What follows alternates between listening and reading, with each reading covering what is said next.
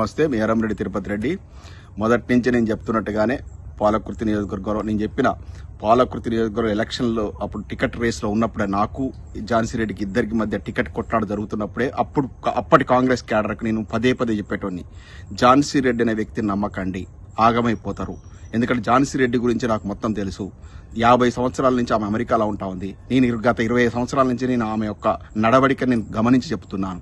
ఆమె ఏ ఒక్క తెలుగు సంఘంలో కూడా, అన్ని తెలుగు సంఘాలు అడుగుపెట్టి ఏ ఒక్క తెలుగు సంఘంలో కూడా పట్టుమని 3 నెలలు లేదు. ఆమె ఇంకొకరి మాట వినే తత్వం కాదు, ఆమె ఎవరికి రెస్పెక్ట్ ఇచ్చే తత్వం కాదు. ఆమె సూపర్ డామినేటింగ్ లేడీ. ఆమె చెప్పిందే నడవాలంటది. కుటుంబంలో కూడా అందుకే కుటుంబం మొత్తం కూడా విచ్ఛిన్నమైంది. ఆమె కుటుంబంలో ఆమె పుట్టిన సంతానానికి మాటలు లేవు. అవన్నీ నేను వివరాలకు పోదలుచుకోలేదు. భర్తకు ఆమెకు నిత్యం తగాదాలే. అవన్నీ ఆమె వ్యక్తిగతమైన ఇవాళ ఎందుకు తీసుకొస్తున్నట్టే ఆమె యొక్క వ్యక్తిత్వం అనేది తెలవాలి. ఆమె నాయకురాలుగా అవతారం ఎత్తింది కాబట్టి పాలకుర్తిలో ఆమె వ్యక్తిత్వం తెలవాలని ఆనాడు చెప్పాను. ఈమె ఇవాళ పోటీకి ఎర్రంరెడ్డి తిరుపతి రెడ్డికి టికెట్ రాకుండా ఉండాలి, నాకు రాకపోతే ఎర్రంరెడ్డి తిరుపతి రెడ్డి కూడా రావద్దని చెప్పేసి అధిష్టానానికి మ్యామ్యాలు కొన్ని ఒప్పజెప్పేసి కోడలను రంగంలో దించింది. కోడలకు టికెట్ వచ్చినా కూడా వీళ్ళు పట్టుమని 3 నెలలు కూడా కలిసి ఉంటారని చెప్పాను. ఎందుకంటే ఆమె సాక్షాత్తు భర్తనే.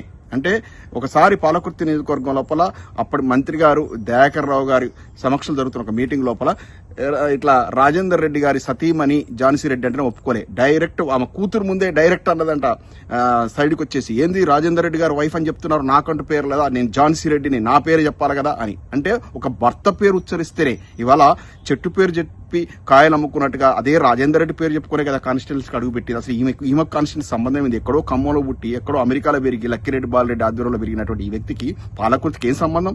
ఆ రాజేందర్ రెడ్డి గారి పేరు చెప్పుకునే కదా ఇక్కడికి వచ్చింది. ఇవాళ అదే రాజేందర్ రెడ్డి గారి కుటుంబంలో ఉన్నటువంటి ఈమెకు వెన్నుదనుగా నిలిచిన అనుమాన నరేందర్ రెడ్డి అయితేంది, ఇంకొక అనుమాన నరేందర్ రెడ్డి అయితేంది, అనుమాన తిరుపతి రెడ్డి అయితేంది. తిరుపతి రెడ్డి అయితే మొత్తం పక్క నుండి మొత్తం చేసి మొత్తం ఈమెకు కావాల్సినటువంటి సదుపాయాలు మొత్తం కల్పించినటువంటి వ్యక్తి. వాళ్ళందరినీ కూడా రాజకీయంగా బొందబెట్టే కార్యక్రమానికి చుట్టుకుంది. మాకు వరుసకు అంటే మా దూర బంధువు అయినటువంటి నిరంజన్ రెడ్డి గారిని రాజకీయం పొందబెట్టింది. వెన్నంటి నిలిచిన పెద్ది కృష్ణమూర్తిని నిలిచింది. రామసాయం మన రెడ్డి గారిని, కిషోర్ రెడ్డి గారిని, అదేవిధంగా మన హరిప్రసాద్ గారిని, ఇటువంటి చెప్పుకోదగ్గ నాయకులందరినీ కూడా రాజకీయంగా బొందబెట్ట కార్యక్రమాన్ని పూనుకుంది. అంటే ఈమెకు వెన్నంటి నిలిచిన ప్రతి ఒక్కరిని ఇబ్బంది పెట్టే పరిస్థితి. ఈమెకు రాజకీయాన్ని వ్యాపారం కోసం రాజకీయాలకు వచ్చింది తప్ప, అంటే ఇక్కడ అమెరికాలో విచ్చలుడే సంపాదించిన రియల్ ఎస్టేట్ వ్యాపారంలో ఇంకొచ్చేసి 100 రెట్లు ఇండియాలో వచ్చి ఎమ్మెల్యే అవతారం వచ్చి సంపాదించుకోవాలని వచ్చింది తప్ప మీకేదో సేవ చేద్దామని రాలేదు. సేవ చేసే గుణం ఉంటే మొన్న ఆమె స్వయాన ఆమె కుటుంబానికి చెందినటువంటి ప్రేమలతారెడ్డి గారు పాపం ఒడ్లమ్ముకోవడానికి వచ్చి మార్కెట్లోనే చనిపోతే ఈనాటికి కూడా ఆమె ఆ కుటుంబాన్ని ఆదుకున్నటువంటి ఉదంతాన్ని మనం చూడలేదు. మొత్తం పంటలన్నీ కూడా కాళేశ్వరం నీళ్లు రాక పంటలన్నీ ఎండిపోతే ఆ యొక్క పంట పొలాలను, ఎండిపోయిన పంట పొలాలను సందర్శించి వాళ్ళకు నష్టపరిహారం అందించడంలో ఒక్కరోజు కనీసం ఆ ఎమ్మెల్యే కొంచెం ప్రయత్నం చేస్తుండే. ఆ ఎమ్మెల్యేకి కూడా అడుగడుగున అడ్డు తగలడం, ఎమ్మెల్యేను మొత్తం అనగదొక్కే ప్రయత్నం, ఎమ్మెల్యేకి వ్యతిరేకంగా ఒక వర్గాన్ని తయారు చేసింది. ఇవాళ ఏ స్థితికి పోయిందంటే ఈ మహాతల్లి పుట్టినరోజట ఈమె పెట్టినటువంటి కటౌట్లో స్థానిక ఎమ్మెల్యే ఈమె సొంత కోడలు యశస్వర్ రెడ్డి గారి ఫోటో లేకుండా పెట్టే పరిస్థితి వచ్చింది. అంటే వాళ్ళ మధ్య ఉన్నటువంటి విభేదాలు ఆ స్థాయికి వెళ్ళిపోయినాయి. వీరిద్దరి మధ్య ఉన్నటువంటి ఈ అత్తాకోడల మధ్య ఉన్నటువంటి విభేదాలు కాన్స్టిట్యున్సీ మీద, అభివృద్ధి మీద ఎంతో దెబ్బ పడతా ఉంది.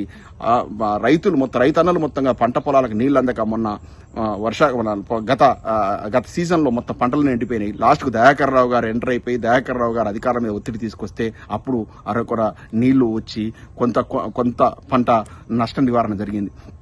ఇవాళ యూరియా కోసం ఇవాళ చూశాను తొర్రూరులో యూరియా బస్తాల కోసం రైతులు మొత్తం తన్నుకుంటున్నారు. వాళ్లకు రేషన్ పద్ధతిలో 1-2 యూరియా బస్తాలు ఇచ్చారు. గత ప్రభుత్వంలో ఎంత సమృద్ధిగా ఎంత కావాలంటే అంత రైతులకు ఇస్తే ఇవాళ ఈ దుస్థితి ఎందుకు వచ్చిందంటే ఎమ్మెల్యేకు పట్టు లేకపోవడం, ఎమ్మెల్యేలను కంప్లీట్ పక్కన పెట్టడం.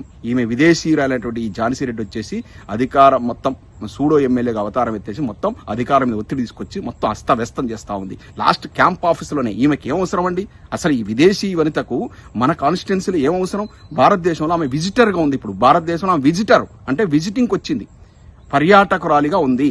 ఆమె రాజకీయాలు ఇన్వాల్వ్ కాకూడదు. దీని మీద కంప్లైంట్ చేయాల్సిన ఆవశ్యకత ఎంతైనా ఉంది. త్వరలో కంప్లైంట్ చేయాలి మీద. ఈమె వచ్చేసి లా అండ్ ఆర్డర్కి ఇబ్బంది కలిగే విధంగా భారతదేశంలో రాజకీయాలు చేస్తూ పర్టికులర్ గా పాలకృతులు రాజకీయాలు చేస్తూ ఎమ్మెల్యే పని చేయనీయకుండా ఎమ్మెల్యే వర్గాన్ని అనగదొక్కుతూ అదేవిధంగా కాంగ్రెస్ పార్టీలో చీలిక తీసుకొచ్చేసి పార్టీని ఆమె పార్టీ వ్యక్తిగతం అయినా కూడా పార్టీని భ్రష్టు పట్టించుకుంటూ ఇవాళ కాన్స్టిట్యున్సీని సర్వనాశనం చేస్తున్న ఈ విదేశీ ఝాన్సీని ప్రజలంతా కూడా ఎక్కడికి వస్తే అక్కడ తరిమి కొట్టండి, ఊళ్ళలోకి రానియకండి. ఈమె వల్ల పాలకుర్తి ఇవాళ అభివృద్ధి అడుగంటిపోతా ఉంది. ఎమ్మెల్యేని పని చేయనియట్లేదు. ఇవాళ చూడండి, ఎమ్మెల్యే ఫోటో లేకుండా ఇలా కటౌట్లు పెట్టే పరిస్థితి వచ్చిందంటే కాంగ్రెస్ పార్టీ నాయకులు కూడా నేను విజ్ఞప్తి చేస్తా ఉన్నా, ఇటువంటి వ్యక్తి మీకు అవసరమా? ఈమె వల్ల ఎంత నష్టం జరుగుతుంది, మీ పార్టీకి నష్టం జరుగుతుంది, కాన్స్టిట్యున్సీకి నష్టం జరుగుతుంది. అసలు ప్రజలు చాలా ఇబ్బందులు పడుతున్నారు. ఈమెకు యూరియా బస్తాలు అందట్లేవు. మరి నువ్వు పెద్ద నాయకురాలు కదా, పోయి నిలబడాలి కదా. సొంత ఫండ్స్ అమెరికా నుంచి పట్టుకొచ్చి కూడా చేస్తా అని చెప్పినావు కదా. సొంత ఫండ్స్ కదా, ప్రభుత్వ ఫండ్స్ అనేది తీసుకొచ్చేసి చేయాలి కదా. ఏం చేస్తున్నావు ఝాన్సీ రెడ్డి? నీతో ఏమవుతుంది కాన్స్టిట్యున్సీలో? సర్వనాశనం చేస్తేవి. నువ్వు ఎప్పుడైతే అడుగు పెట్టినో అప్పుడు పాలకుర్తికి అష్టదరిద్రం పట్టింది. కాబట్టి ప్రజలారా మీకు విజ్ఞప్తి చేస్తున్నా, ఈ మహాతల్లిని కాన్స్టిట్యున్సీలో అడుగు పెట్టకుండా తరిమి కొట్టండి. అప్పుడే పాలకుర్తికి మంచి జరుగుతుంది. జై తెలంగాణ.